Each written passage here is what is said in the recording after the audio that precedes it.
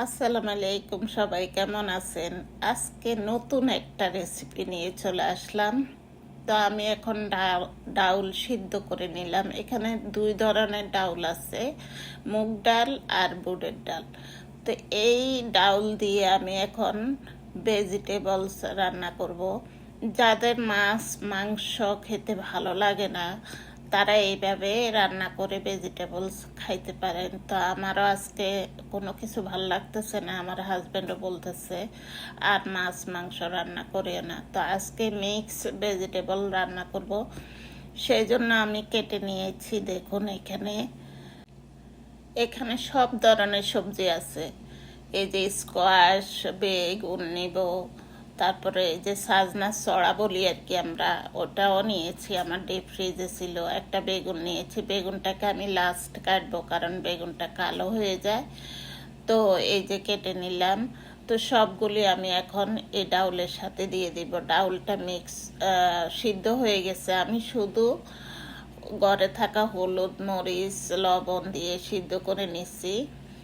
তারপরে আমার কাছে একটা মশলা আছে, ওটা ইন্ডিয়ানরা বেশি খায়, যারা ভেজিটেরিয়ান। তো আমার এই যে দেখুন, ডিপ ফ্রিজ ফ্রোজেন করা টমেটো আমি দিয়ে দিচ্ছি। এটা আমাদের ব্যাকইয়ার্ডও হয়েছে, আমাদের এখনো পর্যন্ত আছে। এটা আমরা তরকারির সাথেই আমরা দিয়ে দিয়ে খাচ্ছি। তো এই যে সাম্বার, দেখুন মশলাটা, এটা যারা ইন্ডিয়ান দিদি বলতে পারবে, ওনারা বেশি খায়। তো আজকে আমি নিয়ে আসলাম, আজকে আমরাও রান্না করে খাবো কারণ মাছ মাংস আর ভাল লাগে না। তো এটার মধ্যে আমি 3 চামচ দিয়ে দিব এই সবজির সাথে। দিয়ে আমি ভালো করে রান্না করব প্রায় 20 মিনিটের মতো। 20 মিনিটের মতো রান্না করলেই আমার হয়ে যাবে।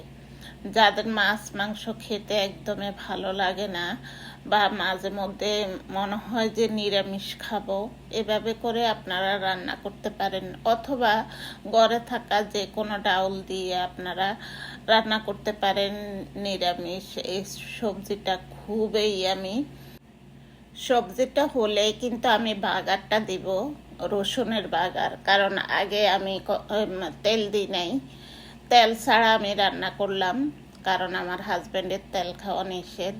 একটুখানি তো দিতেই হয়, যেহেতু আমরা বাঙালি, তেল ছাড়া কোনো কথাই নাই।